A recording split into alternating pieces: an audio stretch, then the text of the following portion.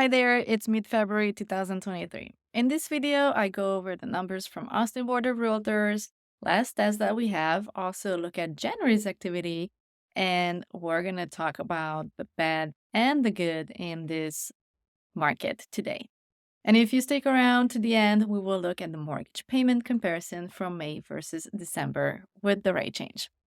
My name is Gabi Vitui, realtor with eXp Realty here in Austin, Texas. I appreciate your support and feedback, and you giving me a thumbs up if you like this information that I provide you. So let's take a look at 2022 real estate market. The first half of the year, we were still in the insane pandemic offers where prices increased 18%. Around May of last year, a few things happened that created a shift in buyers' demand. Interest rates started climbing and many more houses came on the market, more than double compared to the summer of 2021.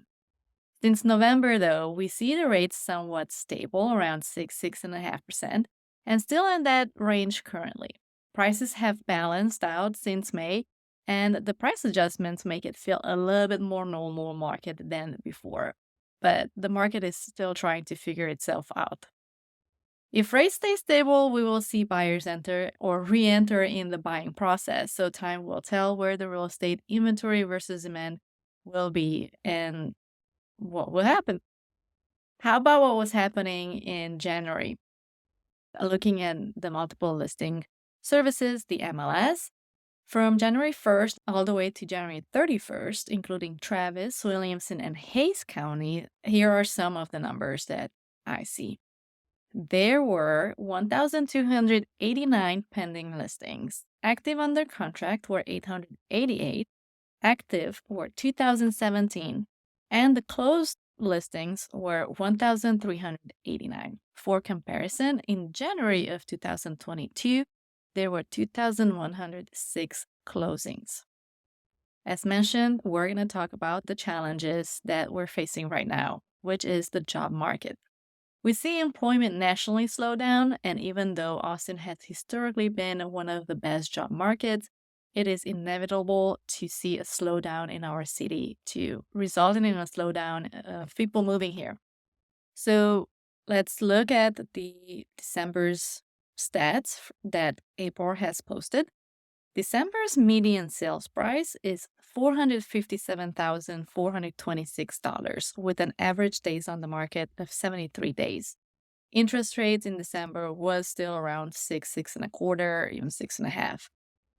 The year-over-year December stats for median sales price is $503,000 with an average days on the market of 31 days. It is pretty hard to predict the real estate market for 2023. All eyes are on the interest rates, inflation data, and job security.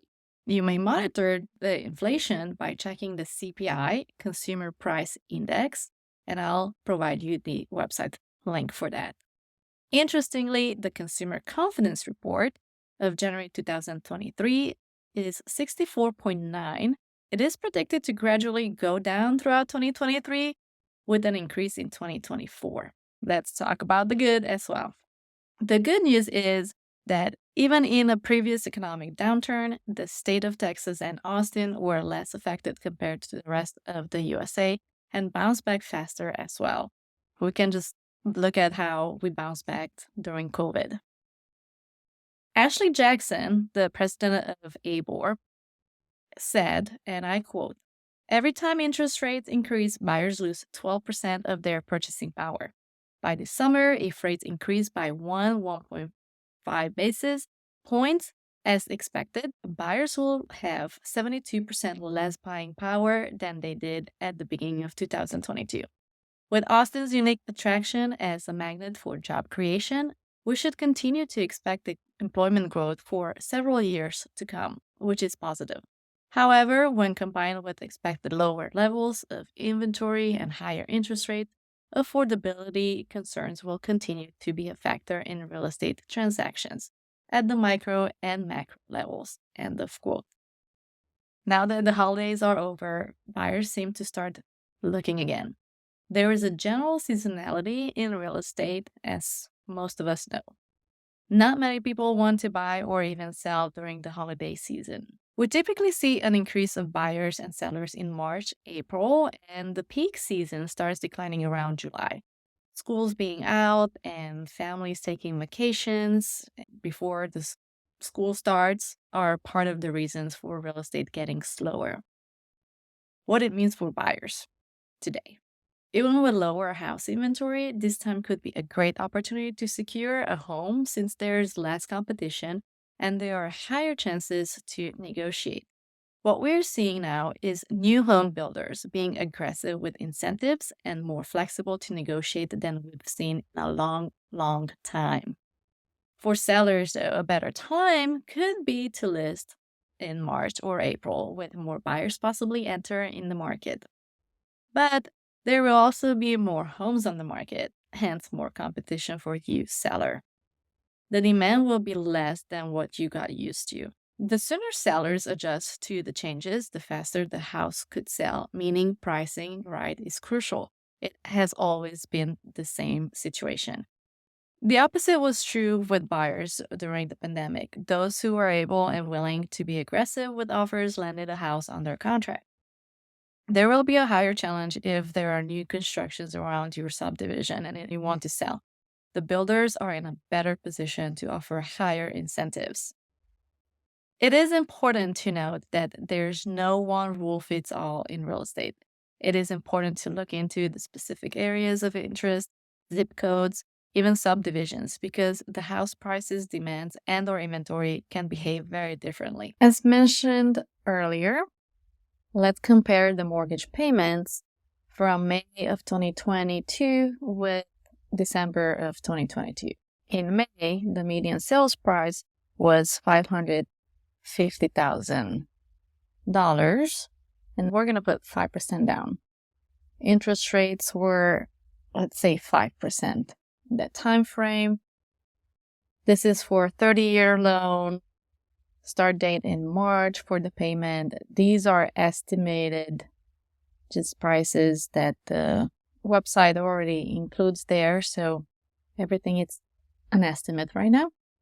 But we can see the total payment is about $3,200. Now, if we're going to go and change that price point for December's median sales price, which is $457,426. Okay, here it is. With 5% down, we're going to change the interest rate. Let's go on the higher end to 6.5% interest rates. And we're not changing anything else. We can see that the mortgage payment, the estimate is $3,100, $3,160. It's a little bit less than in May. Not with much, but it gives you a good comparison that sometimes we just need to do the calculations and really see what works best for you and what makes sense to you, and if this is the right time for you to make a move. I hope you find this helpful, and I appreciate your likes, comments, and suggestions. Don't forget to hit that follow button and subscribe to my channel. If you have questions about the specific areas or you are thinking about buying or selling, please reach out to me. I love to earn your trust and do business together.